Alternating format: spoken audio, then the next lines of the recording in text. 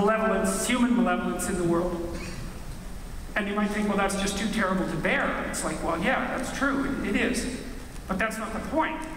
The point is your best strategy is to voluntarily accept it. And that's again to stand up straight with your shoulders back, to accept the vulnerability that's associated with your being, and to do everything you possibly can to accept it and transcend it, and to work to constrain the malevolence in the world. And that stops you. You know, I can tell you one thing I know for a fact, is that might not take you to heaven. And perhaps heaven doesn't exist, but it will keep you from hell. And if you don't think hell exists, then you have a, what would I say? If you don't think hell exists, then A, you haven't paid enough attention to the people around you. B, you haven't paid enough attention to the worst parts of your existence. And C, A, B, C, you haven't read nearly enough history. Because if you read enough history, you'll have absolutely no doubt whatsoever, not only that hell exists, but that people create it. And so, if you can avoid that, that's something. And it'd be something for you, because you don't need that. And it would be something for everyone else, too, because we don't need that. And I think even if we aren't capable of creating heaven, we might be capable of avoiding hell. And that would be something. That would be something to take away from the 20th century now, wouldn't it? Because we generated plenty of hell during the 20th century, and if we wanted to, we could wake up enough now, in the aftermath of all that, and think, okay, how about we don't do that again? Like, how about we don't, like, right. And I don't think we do that. I don't think that's a political issue. I don't think it's an economic issue. I really don't. I think it's an ethical issue. And my sense of reading of understanding the causal pathways that led to the horrors of Auschwitz, let's say, and the equally reprehensible horrors of the radical left in places like in the Stalinist Soviet Union, was that the reason that those situations became possible was because of the ethical failings of the individuals who made up those societies. You can't blame it on the leader, you can't blame it on economic conditions, none of that. It was that people consistently made the wrong choice at an individual level. The most profound commentators on those situations, Viktor Frankl, for example, Alexander Solzhenitsyn, Václav Havel, all concluded the same thing. It was the willingness of the average citizen to falsify their own experience in the service of ideological totalitarianism that turned the countries into hell. It was the lies that people told that they knew they were telling. So, well, that would lead us to Rule 8. I'll skip Rule 7 for now. Rule 8, tell the truth. Or at least don't lie. And I think I'll probably end with this one.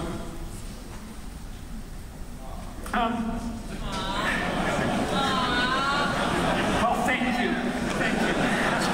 That's so nice of you to all whine favorably at me.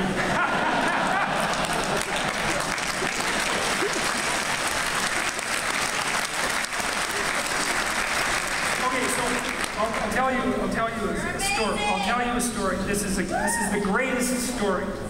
So, I did a series of lectures last year on Genesis, right? And they were psychological lectures. They're psychological analysis of Genesis. And I was trying not to move into the theological domain. It's not that I don't think that that's a relevant domain, and I'm not trying to deny the existence or speak for the existence of anything metaphysical. I'm not trying to do that. There are people who do that, and it's fine, and maybe it needs to be done, but I'm not trying to do that. I'm trying to make sense out of these stories. Now, my sense is that our deep stories are myths, which are everywhere, by the way. They're not only encapsulated in biblical stories. You guys all go to movies, you go watch the Marvel panoply of superheroes. If you don't think that's mythology, it's just because you don't know anything about mythology. Like, that's what it is. You know, and when you go watch Harry Potter, here's what you watch, okay? You watch a dying and resurrecting hero defeat a figure of evil. Like, that's the Harry Potter story. So, and it makes sense to you, and your kids read it, and it generates billions of dollars. It's like, well, why? Well, it's because it's true. Now, how it's true, that's complicated. That's a whole different can of worms, let's say. But it's, you see, it's Pinocchio as well. The dying and resurrecting hero redeems his father and becomes the genuine individual. And you go watch that with your kids and you think, yeah, well, that's right. And you don't care that, you know, it's a puppet and that he goes and rescues his father from a whale and that none of that makes sense, that there's a blue fairy and that he's being talked to by a cricket. You don't care about any of that. It's like, oh yeah, that's no problem. No problem. I can see how that would work. It's like, well, it's because you have a mythological imagination and it's your thought is embedded inside that mythological imagination. And the data on that, I think, are essentially crystal clear. So, okay, so let me tell you this story. So, the fundamental mythological world is something like this. It's something like this. And you're specialized neurologically to operate in this world. And so, part of the world is a chaotic domain. That's why I call my book An Antidote to Chaos. The chaotic domain is the place that you are when you don't know what's going on, but it's a place of potential. You can think about it. Let's see, it's so hard to explain this quickly. Okay, here's a way of thinking about people. This is how I think people work. This is how I think that you can understand the role of consciousness in the world. So I think that we're not driven in a deterministic way, the way that materialistic entities are hypothetically driven. Okay? I think this is what happens instead. I think that each of us is a locus of consciousness. We certainly act like we are, and we treat each other like we are, and we assume that we are. So I'm just going to assume that that's the case. And that what consciousness does is not fall prey to the deterministic machinations of its material substrate, but to face the potential of the future and to make decisions about which of those potentials are going to realize themselves. So when you think about how you think you are, like, well, the way you think you are is that you get up in the morning and there's a bunch of potential things that array themselves in front of you, and then you decide which of those things you're going to do and which of those things you're going to call into being. And you assume that other people do that, and if they don't do that, you actually get angry at them. Because you say to your wife, you said, well, you said you were going to do such and such, which means to manifest a certain kind of potential and bring about a certain reality, and you didn't. What's wrong with you? And she'll say, well, you know, maybe she'll tell you a reason, or maybe she'll say, well, I'm sorry because I know you were relying on me. And so you treat people like this. So there's a domain of potential, that's chaos. And there's a domain of order, and that's what the chaos is transformed into when you interact with it. Okay, so those are the domains. Now, here's what happens at the beginning of Genesis, in our most fundamental creation story, the most fundamental creation story of the West. You have these three domains. You have the potential, it's the chaos that God confronts at the beginning of time. And whatever God is, I'm going to think about him as the spirit of consciousness for the sake of argument. He uses logos to interact with the potential and to create habitable order. So that's Genesis. That's the first part of Genesis. And so what happens is God speaks, and potential rearranges itself into order. And then God says, well, that order is good. Okay, so there's an ethical proposition there too. It's a very deep proposition. And here's something to think about. The proposition is that if you confront potential with the truth that the order you generate is good, it's a proposition. You think, well, is being good? Well, it's a hard question because it's full of tragedy and malevolence. Like, is it good? Well, that's a hard question. Well, without the malevolence, it might be a lot better, so that's something, and a fair bit of that is generated as a consequence of deceit, as a consequence of deviation from the truth. So you might ask yourself, well, how would things be if people did nothing but tell the truth? And the proposition that's embedded in Genesis is that it would be good. And that's a reasonable hypothesis. You know, because when I've watched my clients, for example, over all these decades, what I've seen is that the people who are hurt the worst aren't hurt because something terrible happened to them. It's not cancer, it's not an earthquake, it's not their house burning down, it's not an act of God. It's that somebody took them out with intent. And if you look at the literature on post-traumatic stress disorder, it's quite clear that what really breaks people is betrayal and deceit on the part of someone they trusted. And that might be themselves. You know, you can do that to yourself. That's no problem. That happens a lot. So it's not the tragedy of the world that's the catastrophe, even though it is a catastrophe. It's the malevolence of the world that's a catastrophe. and that's grounded in deceit. And so the second part of Genesis has another hypothesis embedded in it, and that hypothesis is that man and woman are made in the image of God. The question is, well, what does that mean?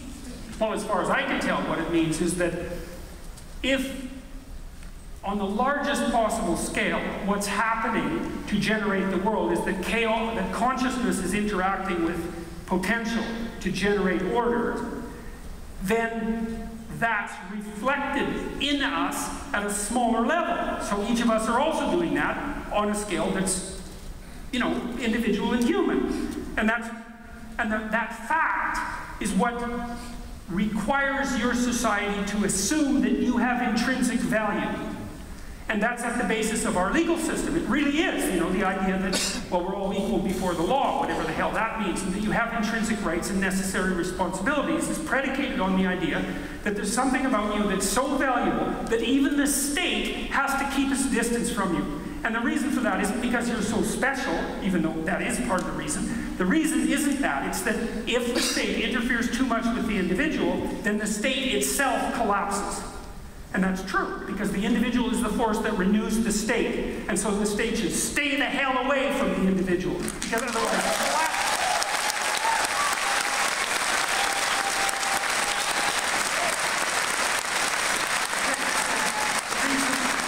The reason that I'm a defender, let's say, of free speech isn't because I'm a defender of free speech. It's because I know full well that you have a divine obligation to speak your truth in the world so that potential transforms itself into the order that is good, and that no one has the right to interfere with that, period, no matter what.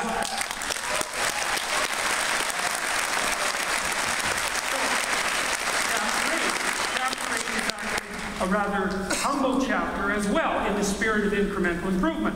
I could say, well, I could say, tell the truth. It's like, well, yeah, but what the hell do you know, and what do I know? It's like, we're all ignorant to a degree that's almost indeterminable, and so what do you know about telling the truth? Well, not much, because you don't know enough to tell the truth, but maybe you could stumble towards the truth, and so that's the message of chapter 8. It's like, well, tell the truth, or at least don't lie.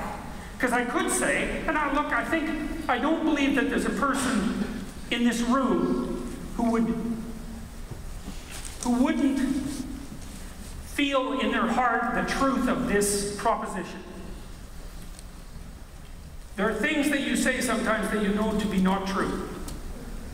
And you can feel that. But, I mean, sometimes you don't know. You just don't know what the hell you're talking about. You can't tell if it's true or false or whatever. You just, you're too muddle-headed or chaotic or ignorant or whatever. You just can't tell. I'm not talking about the times when you might be in error and don't know it. I'm talking about the times when you actually say something that you know to be false. And you say it, and then the question is, why do you say it? Well, part of it is you want to get your way in a cheap manner. You don't want to do the work that's necessary to get what you need in the way that you should get it. You want to take a shortcut. Okay, well, that's not very bright, because there's no shortcuts in reality. And there's a really remarkable spirit underlying that, which is an arrogant spirit, which believes that somehow you have the capacity to bend the structure of reality to favor you in a false manner, and that will actually work. It's like, that won't work. It's not going to work. You can't do that. It isn't going to happen. So, but there's an arrogance underlying that misuse of language that's predicated on the proposition that you actually have that power. It's like, think that through. It's so unlikely that would be the case that anybody clear-headed who actually thought that through would cease believing it very rapidly. So you say things you know to not be true. And you know it's wrong, too. And so what chapter 8 is, it's another question along the lines of incremental improvement. Try not to say things that you know to not be true. Don't lie. Stop lying and see what happens. And then you're stumbling towards the truth. And if it is the case, as our deepest stories indicate, that the order that is good and habitable is established by truth, then if you stop lying, the order that you bring into being from the potential that you confront will be the best possible order. It's an element of faith. It's the most profound element of faith. The idea would be, and it's a risk you have to take, an existential risk, because there's no proving it beforehand. You have to act out the proposition that the world that you bring into being as a consequence of aligning yourself with truth is the best of all possible worlds. I would say make the experiment and find out, because I think you already know, I think everyone knows this, that the world you bring into being as a consequence of deceit is definitely not the world that you want to inhabit. And certainly not the world you want to inhabit if everyone is doing that. Because the world you inhabit, if everyone is doing that, is hell. And if you, and to end with hell, let's say, think about East Germany. Right? So here's the situation in East Germany before the wall fell down. If you lived in East Germany, 1 out of 3 people was acting as a government informer. 1 out of 3. So what that meant is if you had a family of 6 people, 2 people in your family were not only willing to denounce you to the government, they were actively engaged in that process. And if you don't think that that's hell, then you don't know anything about East Germany, because that was hell. And magnified, say, across the entire Soviet Union, it was a hell that devoured about 25, 30 million people, right? Deadly devouring. They were dead. And that was a small fraction of the people who were brutalized and destroyed by that system. So, it's actually an optimistic chapter. Because I think, well, one of the things that's so interesting is that if you look hard enough at the darkness, you start to see the light. Because if you look hard enough at the darkness, you start to see what the opposite of the darkness is. And it's easier to see the darkness in some sense. It's even easier to believe in it. But if you see it clearly enough, then you think, well, whatever the light is not that. It's the opposite of that. It's as far away from that as you can get. And when you see that the great totalitarian societies of the 20th century were fundamentally predicated upon the lie, then the antidote to that's quite clear. Stop lying. Solzhenitsyn said, one man who stops lying can bring down a tyranny. And you think, well, that can't possibly be true. It's like, I wouldn't be so sure about that. Like the truth, if the truth is aligned with reality itself, then what makes you think it's stoppable? It's not like reality is stoppable. If you ally yourself with the truth, then you have a reality behind you. You know, if you're having trouble, I'd like having reality in your corner. That's probably a good idea. So,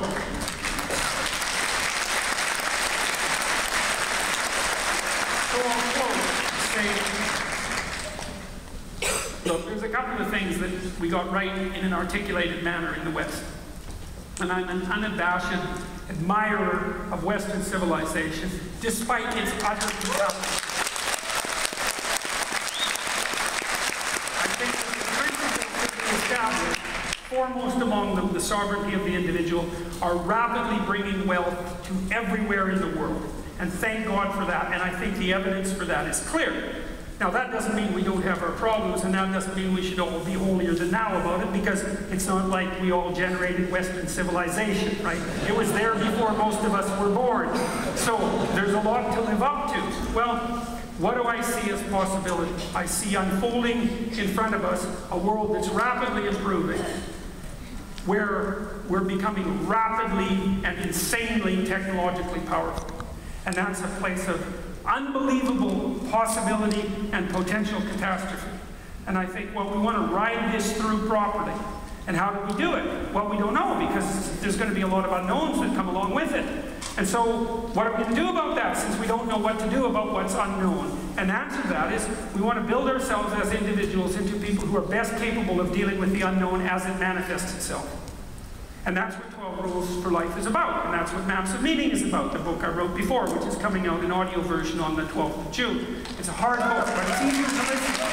So I was trying to address the problem of totalitarianism and the problem of malevolence and evil in the world. And my conclusion was, get your act together.